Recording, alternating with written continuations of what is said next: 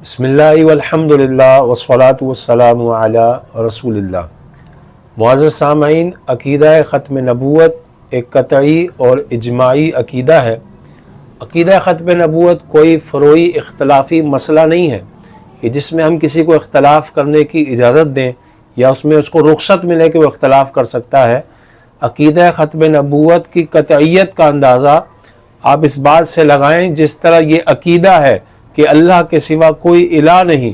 اگر کوئی اللہ کے سوا کسی کو الہ مانے، معبود مانے،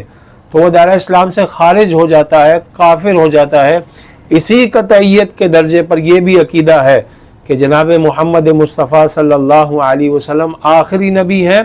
اور آپ کے بعد کوئی نبی نہیں آ سکتا۔ اگر کوئی جناب احمد مصطفیٰ صلی اللہ علیہ وسلم کے بعد کسی کو نبی مانے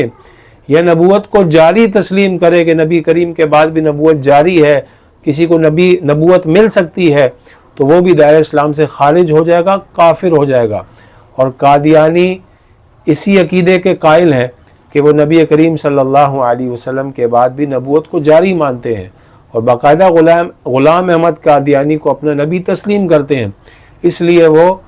اسلام کی روشنی میں اور باقاعدہ ہمارے آئین کی روح سے بھی وہ دائرہ اسلام سے خارج ہیں، اقلیت میں ان کا شمار ہوتا ہے، وہ اپنے آپ کو مسلمان نہیں کہہ سکتے۔ 26 اپریل 1984 میں امتناع قادیانیت آرڈیننس بنایا گیا، اور یہ اس لیے بنایا گیا جب قادیانی کو کافر قرار دیا گیا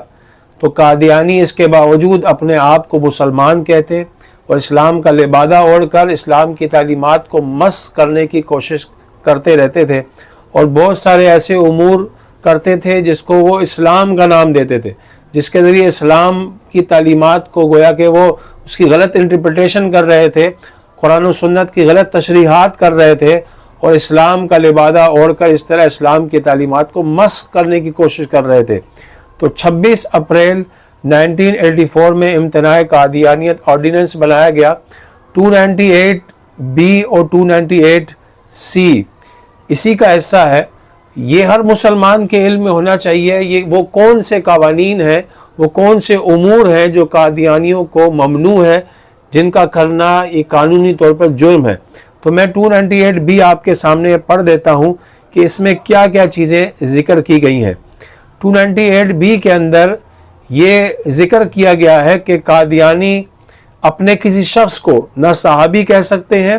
نہ خلیفۃ المسلمین کہہ سکتے ہیں، کیونکہ یہ رسول اللہ صلی اللہ علیہ وسلم کے اصحاب کے ساتھ خاص ہے۔ اسی طرح قادیانی اپنی کسی خواتین کو امہات المومنین کا لقب نہیں دے سکتے کہ وہ رسول اللہ صلی اللہ علیہ وسلم کی ازواج کے لیے مختص ہے، جو قرآن مجید نے امہات المومنین کا جو ٹائٹل ہے وہ نبی پاک کی ازواج کے لیے بیان کیا۔ اسی طرح اہل بیت اطہار کے جو القابات ہیں وہ بھی قادیانی اپنی کسی فرد کو نہیں دے سکتے کہ وہ رسول اللہ کے گھرانے کے لیے خاص ہیں۔ اسی طرح قادیانیوں کو اس شک کے اندر یہ بھی اس بات کا بھی پابند کیا گیا کہ وہ اپنی عبادت گاہ کو مسجد نہیں کہہ سکتے، اسی طرح اپنی عبادت گاہ کی طرف بلانے کے اس طریق کو اذان نہیں کہہ سکتے۔ اگر قادیانی یہ امور کریں گے تو اس قانون کی روح سے انہیں 3 سال قید اور مزید جرمانہ بھی ان پر عائد کیا جائے گا۔ اسی طرح 298C جو ہے یہ بھی امتناع قادیانیت آرڈیننس کے اندر موجود ہے کہ اس شک کے تحت قادیانی اپنے آپ کو مسلمان نہیں کہہ سکتے، اپنے مذہب کو اسلام نہیں کہہ سکتے، اور اسی طرح اپنے باطل مذہب کی علی اعلان تبلیغ نہیں کر سکتے۔ آج تک قادیانیوں نے یہ جو ہمارے آئین کے اندر قادیانیوں کے حوالے سے جو امور ذکر کیے گئے، جو چیزیں انہیں ممنوع قرار دی گئی، اس کی پابندی نہیں کرتے ہیں، بلکہ وہ اپنے آپ کو مسلمان آج بھی کہتے ہیں، اپنے مذہب کو اسلام کہتے ہیں، اور قرآن مجید کے تحریف شدہ ترجمے بھی کرتے ہیں، اس کو تقسیم بھی کرتے ہیں۔ ابھی حالیہ دنوں عدالت سے ایک فیصلہ آیا جو کہ قاضی فائز عیسیٰ صاحب نے صادر کیا، اور معاملہ یہی تھا کہ ایک قادیانی نے قرآن مجید کی غلط تفسیر، تحریف شدہ ترجمہ قرآن مجید کا لکھا اور اس کو اپنے عبادت گاہ میں تقسیم کیا گیا۔ وہ معاملہ چل رہا تھا، اور اب حالیہ دنوں اس کا فیصلہ جسٹس قاضی فائز عیسیٰ صاحب نے کیا، جس میں کئی غیر شرعی امور کا، آئینی اعتبار سے کئی امور کا انہوں نے خلاف ورزیاں کی ہیں، جو کہ علماء نے تفصیل کے ساتھ اس کو بیان کی ہیں۔ مفتی منیب الرحمان صاحب نے 5 صفحات کا اس پر پورا ایک کالم لکھا ہے، پوری تفصیلی طور پر اس پہ کلام کیا ہے۔ اسی طرح مفتی تقی عثمانی صاحب نے بھی ایک فتویٰ جاری کیا ہے جس میں اس میں قانونی اعتبار سے اور شرعی اعتبار سے جو اس فیصلے کے اندر سقم ہے، خرابیاں ہیں، اغلاط ہیں، اس کو واضح کیا گیا ہے۔ اسی طرح جمعیت اہل حدیث کے صدر علامہ ہشام الہی ظہیر صاحب نے بھی اس پر تفصیلی کلام کیا۔ تمام مکاتب فکر کے جو اکابرین ہیں انہوں نے اس فیصلے کو رد کیا، اور اس میں جو شرعی طور پر اور آئینی طور پر خرابی ہیں اور آنے والے وقتوں میں جو اس کے حوالے سے مشکلات پیدا ہو سکتی ہیں ان تمام امور کو ذکر کیا ہے۔ میں صرف دو چیزوں پر گفتگو کروں گا جو قاضی صاحب نے قرآن مجید کی آیات کو اس فیصلے میں ذکر کیا ہے۔ ایک قرآن مجید کی آیت اِنَّا نَحْنُ نَزَّلْنَا الذِّكْرَ وَإِنَّا لَهُ لَحَافِظُونَ، اللہ کریم نے فرمایا ہم نے اس قرآن کو نازل کیا، ہم ہی اس کی حفاظت کرنے والے ہیں۔ اب قاضی صاحب نے اس فیصلے میں آیت مبارکہ بھی لکھی ہے۔ میرا سوال قاضی صاحب سے یہ ہے، ہم یہ پوچھنا چاہتے ہیں کہ اس آیت مبارکہ کا آپ کے اس فیصلے سے جو آپ کے سامنے جو مقدمہ تھا اس سے کیا تعلق اور کیا ربط ہے؟ معاملہ آپ کے سامنے یہ ہے کہ ایک قادیانی نے قرآن مجید کا تحریف شدہ ترجمہ تقسیم کیا ہے جس میں شاعر اسلام کا مذاق ہے۔ یہ معاملہ آپ کے سامنے ہے، آپ نے قرآن مجید کی آیت ذکر کر دی۔ آپ اس آیت مبارکہ کو ذکر کر کے کیا بتانا چاہتے ہیں؟ دو ہی باتیں ہو سکتی ہیں، یا تو آپ یہ سمجھ رہے ہیں کہ قرآن مجید کے ترجمے میں تحریف ہو ہی نہیں سکتی کہ اللہ نے حفاظت کا ذمہ لیا ہے۔ اگر آپ کے ذہن میں یہ ہے تو میں آپ سے عرض کرنا چاہتا ہوں قرآن مجید کے ترجمے میں لفظی طور پر تحریف ہو سکتی ہے، لیکن ایسا نہیں ہوگا کہ تا قیامت وہ تحریف جاری رہے اور لوگوں کی، مسلمانوں کی نظروں سے وہ اوجھل رہے، یہ نہیں ہو سکتا۔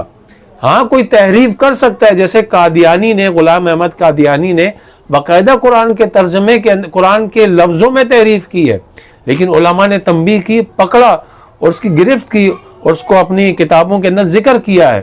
تو قرآن مجید کے ترجمے میں بھی تحریف، لفظوں میں تحریف ہو سکتی ہے، لیکن ایسا نہیں ہو سکتا کہ وہ پوشیدہ رہے مسلمانوں کے صدور کے اندر، مسلمانوں کے قلوب کے اندر یہ قرآن نقش ہے، بچہ بچہ اس قرآن کا حافظ ہے، ایسا نہیں ہو سکتا وہ غلطی پوشیدہ رہے اور قیامت تک اس طرح چلتی رہے۔ اگر قاضی صاحب کی مراد یہ ہے کہ اللہ نے حفاظت کا ذمہ لے لیا ہے، اب اللہ جانے اور بندہ جانے تمہارا کیا کام اس پر بولنے کا، تو یہ بھی ان کا فاسد استدلال ہے۔ بہت سے امور اللہ کریم نے اپنے بندوں کے سپرد کیے ہیں، ہم اس بات کے مکلف ہیں، اہل علم کو اس بات کا مکلف کیا ہے کہ اگر وہ غلطی دیکھیں، غیر شرعی امور دیکھیں، اسلام پر حملہ ہوتا دیکھیں تو وہ اس پر تنبیہ کریں، وہ اس کو واضح کریں، یہ مسلمانوں کی ذمہ داری ہے اور اہل علم کی ذمہ داری ہے۔ تو قاضی صاحب کا ان آیات کو ذکر کرنا یہ موقع محل کے مطابق نہیں ہے۔ اسی طرح انہوں نے آیت مبارکہ کا حصہ نقل کیا لا اکراہ فی الدین۔ اب یہاں پر کیا قادیانی کو گن پوائنٹ پر مسلمان کیا جا رہا ہے؟ آپ یہ آیت مبارکہ ذکر کر رہے ہیں کہ دین میں جبر نہیں، ایسا تو کوئی معاملہ نہیں، پھر آپ یہ آیت مبارکہ کیوں ذکر کر رہے ہیں؟ یا پھر آپ یہ بتانا چاہتے ہیں کہ دین میں جبر نہیں، کوئی قرآن مجید کی تحریف شدہ ترجمہ کرے، اس کو تقسیم کرے، قادیانی جو بھی کریں ان کو کھلی چھٹی دے دی جائے؟ یہ تو قانون کے بھی خلاف ہے، ہمارے آئین کے خلاف ہے۔ آئین نے ان کو پابند کیا ہے، وہ اپنے آپ کو مسلمان نہیں کہہ سکتے، اپنے مذہب کو اسلام نہیں کہہ سکتے، وہ قرآن مجید کا ترجمہ نہیں لکھ سکتے، اور آپ ان کو کیسے چھٹی دے سکتے ہیں؟ تو یہ تمام امور، اس کے علاوہ بہت ساری چیزوں پر علماء نے، اکابرین نے ان کو تنبیہ کی ہے۔ میں قاضی صاحب سے عرض کروں گا اپنے فیصلے پر نظر کریں، اس سے رجوع کریں اور مسلمانوں سے معافی مانگیں۔ اس طرح کے امور وہ بھی پاکستان جیسے ملک میں کرنا یہ انتہائی شرمناک ہے۔ اور میں یہاں چند صحافیوں کو خراج تحسین بھی پیش کروں گا، جس میں اولیاء مقبول جان صاحب ہیں، اقرار الحسن صاحب ہیں، اور بھی بہت سے صحافیوں نے اس پر آواز اٹھائی اور حق گوئی کا مظاہرہ کیا۔ اور ساتھ ہی ان صحافیوں سے بھی میں عرض کرنا چاہتا ہوں کہ جنہوں نے اس حوالے سے بڑا نیگیٹو انداز اختیار کیا، جیسے منصور علی خان صاحب ہیں، موتی اللہ جان صاحب ہیں۔ منصور علی خان صاحب نے ایک پروگرام میں مولانا فضل الرحمان کو خطاب کرتے ہوئے یہ جملے کہے کہ آپ مذہب کارڈ استعمال کر رہے ہیں، چیف جسٹس کے خلاف آپ نے مذہب کارڈ استعمال کیا، ان کے خلاف غلط بیانی کی۔ تو میں منصور علی خان صاحب سے عرض کروں گا آپ کا سیاسی اختلاف، سیاسی طور پر اختلاف کر سکتے ہیں، مولانا فضل الرحمان صاحب سے، ہم بھی ان سے بہت سارے امور میں اختلاف کرتے، اتفاق ہر امور میں ہم بھی نہیں کرتے، لیکن اس مسئلے میں مولانا فضل الرحمان صاحب منفرد نہیں ہیں۔ تمام مکاتب فکر، تمام تنظیمات اسلامیہ اس بات پر جمع ہو چکی ہیں کہ یہ فیصلہ قرآن و سنت کی روح سے، آئین پاکستان کی روح سے یہ غلط ہے، اس میں بہت ساری اغلاط ہیں۔ آپ بغیر مطالعہ کیا آپ نے اتنی بڑی بات کہہ دی۔ اسی طرح مطیع اللہ جان صاحب نے نیوز چینل پر اسی فیصلے سے متعلق یہ کلمات کہے کہ اہل علم حضرات یا علماء جو ہیں وہ قاضی صاحب کے جان کو خطرے میں ڈال رہے ہیں، تو میں عرض کروں گا سیکیورٹی اداروں کا کام ہے وہ قاضی صاحب کو تحفظ دیں، اور کوئی اس طرح قانون کو ہاتھ میں لے یا اس طرح کا کوئی کام کرے تو ہم اس کی بالکل اجازت نہیں دیتے۔ لیکن یہ کہنا کہ ایک غلط فیصلہ آ جائے اس کے اوپر تنبیہ نہ کی جائے، اس غلطی پر ان کی اصلاح نہ کی جائے یا اس کو متنبہ ہی نہ کیا جائے، اور اسی طرح غلط فیصلوں کو آگے چلتے رہنا چاہیے، تو یہ بات تو بالکل درست نہیں ہے۔ جہاں غلطی ہوگی تو غلطی کی اصلاح کی جائے گی، تنبیہ کی جائے گی کہ آپ نے یہاں غلطی صادر کی ہے۔ ہاں، قانون کو ہاتھ میں لینا یا اس طرح کسی کے اوپر اس طرح کا معاملہ کرنا یا قانون کو ہاتھ میں لے کر، یہ بالکل ہم اس کی اجازت نہیں دیتے، یہ جرم ہے اور اس کی اجازت کسی کو نہیں ہونی چاہیے۔ میں پھر یہ عرض کروں گا کہ قاضی صاحب کو چاہیے کہ اس معاملے سے رجوع کریں اور مسلمانوں سے معافی مانگیں، اور جو بالکل آئین و قانون کے مطابق، شرعی اصولوں کے مطابق جو فیصلہ بنتا ہے